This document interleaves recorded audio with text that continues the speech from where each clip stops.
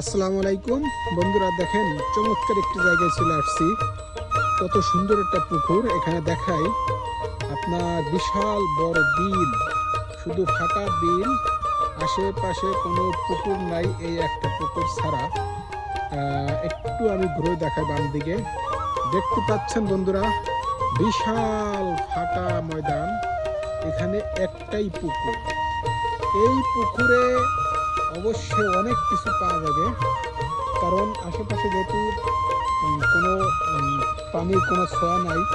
এখানে এখানে অনেক কিছু থাকতে পারে, যেমন যখন এখানে পানি হয় তখন তো এখানে অনেক কিছু বিলে থাকে, সেগুলো কিন্তু সব এখন এই পানির ভিতরে অবস্থান করছে, যেমন কচ্ছপ, মাছ, সাপ, গুই সাপ, অনেক কিছু এখানে পাওয়া যাবে।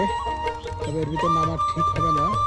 একটু জুম করে দেখাই, শুধু কচুরি, এই যে